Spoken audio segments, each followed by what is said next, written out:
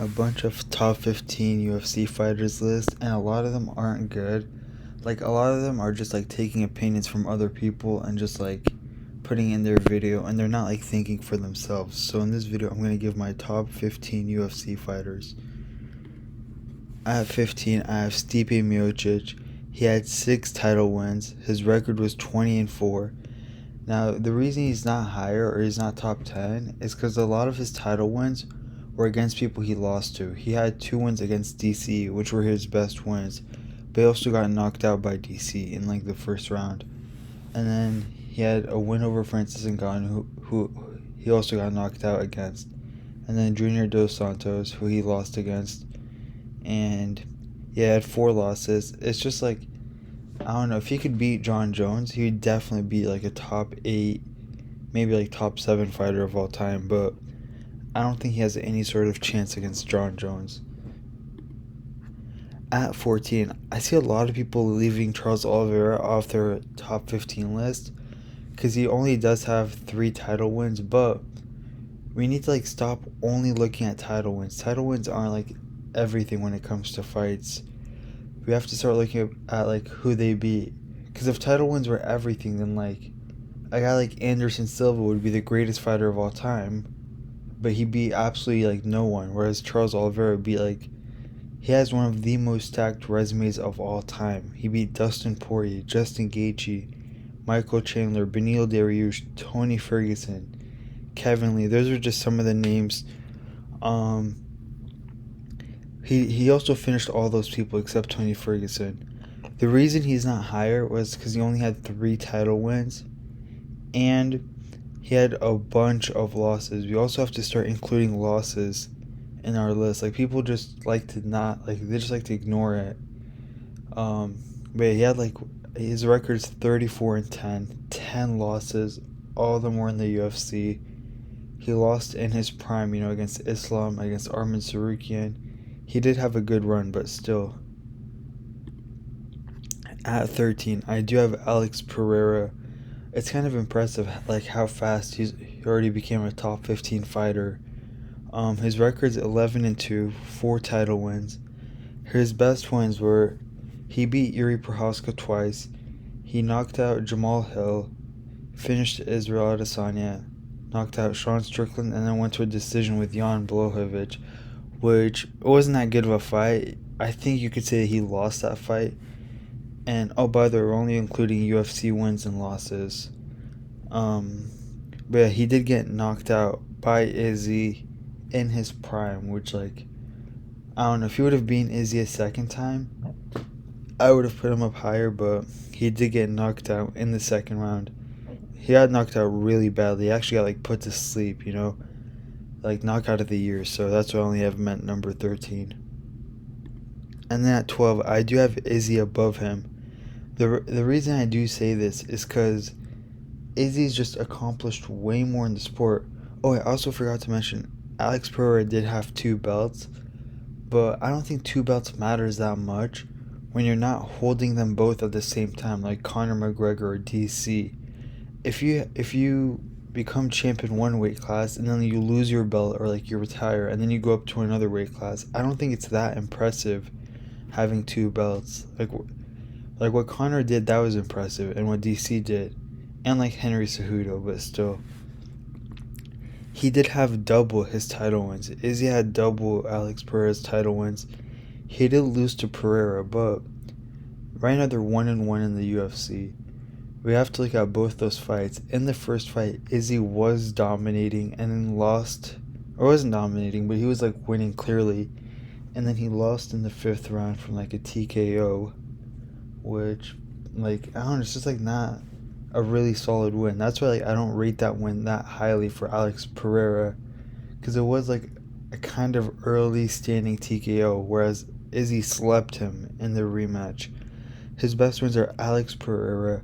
He beat Robert Whittaker twice, beat Paulo Costa, Jared Cannonier, Yoel Romero, which I know it's a boring fight, but still, Marvin Vettori, and Anderson Silva. I kind of just included the Anderson Silva fight, but this is like when he was already completely washed and old. He did lose to Alex Pereira, Sean Strickland, and Jan. that Sean Strickland fight was, I don't know, like that really. It's like the reason he's not a top 10 fighter. If he would have like beaten Sean Strickland, then probably. If he beats Dricus and like knocks him out, he'd probably be top 10. But I don't know, losing to Sean Strickland when you're in your prime really like isn't a good look. Because Sean Strickland's like, he's not even like that skilled compared to like other middleweights. At 11, I do have Anderson Silva. I hate when I see people call him the GOAT or like a top 2 or top 3 fighter. He does have 12 title wins, but like look at this list of best wins. He beat complete bums. Vitor Belfort, Damian Maia. Like he has like 3 or 4 good wins. You know, Forrest Griffin. He beat Chael Sonnen twice, but you should not be like getting complete like beaten up. He got beat up by Chael Sonnen and like saved in the last round by like a submission. You should not be getting beat up by Chael Sonnen, who's like, I don't know, his record's like, Chael Sonnen's record is not that good. Beat guys like Derek Brunson. I don't know, he's just beat complete bums. That's why we have to stop only looking at title fights, because you could get 12 title wins against complete bums. Also, we got to start looking at losses. He's lost 11 times. He lost to Chris Weidman twice, Michael Bisping. Like, he just has a bunch of losses, especially towards like the end of his career, which I don't know. Those like losses I don't care about too much, but like still, he did lose a lot. One thing that I do give him credit for though is he was on like the highest or the longest winning streak, but that's it. At 10, I have Jose Aldo. I know people put him as like a top 4, top 5 fighter of all time. He did have nine title wins, but again, they just weren't that good. He beat Chad Mendes twice, Frankie Edgar twice, the Korean Zombie. Like, these are good wins, I'm not gonna lie. Chito Vera, Pedro Munoz. But you also have to include losses. And he got, like, this is like exactly what Lucas Tracy said. He got beat in his prime. And he got dominated. He got knocked out in 13 seconds by Conor McGregor. You can't be like a top 5 fighter when you're not even top 3 or not even top 2 in your division. I think Max Holloway and Volkanovski are both better than Jose Aldo. Like, I don't know, that Conor McGregor loss really like made him lower on the list. He probably would have been top 8 or top 7 if he beat Conor or didn't even get knocked out by him the way he did. And he lost to Volkanovski and Max Holloway twice. I know this is like gonna make a lot of people mad. I made a whole separate other video on why he's not a top 5 fighter. This is the same thing I was talking about. We gotta stop only looking at title wins. Yeah, he has 12 title wins, but every single one of his title wins were against complete bums. Yeah, he beat Henry Cejudo, Ray Borg, and Joseph Benavidez twice, but he did it in like the worst UFC division, flyweight. And like this, like especially when flyweight wasn't good at all. And his best one, Henry Cejudo, he also lost against. He lost against Dominic Cruz too. So I don't know. It's just like he was beating up complete bums. You know, if he was doing this today, and he beat guys like Pantoja or like Pantoja, Brandon Royval, Brandon Moreno, then I'd rate him more highly. But he's just like beating up complete bums. The reason he is this high though is because first of all he hasn't really lost against that many people. You know, he has a good win to loss ratio, and also because he's like actually really skilled. Like he's just well rounded. At 8, I have Max Holloway. His win against Justin Gaethje put him up way higher. Like last time I made a video, like a top 15 video, I had him at like number 12 or number 13, but he has 5 title wins. His best win of all time, I think, is Justin Gaethje, where he was a big underdog and then he went in and completely dominated him. He beat Jose Aldo twice, which is like, I don't know, I think he's definitely better than Jose Aldo. Like, he's higher up all time and in the featherweight rankings. Yeah, he beat Jose Aldo twice. he did beat Charles Oliveira, which most people forget he did. Like, this was when Charles was younger and not as good, but he still beat him, and that win has aged really well. Beat Anthony Pettis, Brian Ortega, Yair Rodriguez, Frankie Edgar, and the Korean Zombie, but again, he has lost a few times. He's lost to Volkanovski 3 times, lost to Dustin Poirier twice, Conor McGregor, and then some random. So, I don't know. If he would have beaten Volkanovski, he probably would have been 1 or 2 spots higher. But right now, if he beats Ilya, he'd probably be number 7 or 6. But for now, I could just put him at number 8. At 7, I have Kamaru Usman. Kamaru Usman is really, really underrated. A lot of people put him at like 10, but he had 6 title wins. He had the second longest winning streak of all time. He, other than Khabib, he's probably the most dominant fighter of all time. He beat Colby Covington twice, knocked him out one of those times. He completely dominated Jorge Masvidal twice. One of them was one of the best knockouts I've ever seen, and the other was like a 50-45 decision. Knocked out Gilbert Burns, dominated Tyron Woodley. He beat Leon Edwards earlier in his career, and most people forget that he did beat Sean Strickland and RDA and Damian Maia. So people forget how good he was and the competition he's beat, but we gotta go to the losses though. He did lose twice to he lost twice to Leon Edwards. One of those times was he was just dominating the entire time, and then he gets knocked out in the last minute, which is really unfortunate for him. If he would have beaten Leon that time, he would definitely be a top 4 fighter of all time. And then he did lose to Khamzat, but it's not even a bad loss. It was on 11 days notice. It was a division up, and he actually had a really good performance. It was a majority decision. You could have even given it you could have even made it a draw, but yeah, it was a really good fight. I wish he would have low-key beaten Khamzat, but yeah, it was a good fight. At 6, I think it's already time to start calling Islam Makhachev a top 7 or top 6 fighter of all time. His resume is completely stacked, and he's probably the most skilled fighter of all time. He has 4 title wins. He's beating Charles Oliveira, which I think is his best win. He completely dominated Charles Oliveira when he was on that run, and he finished him in the second round.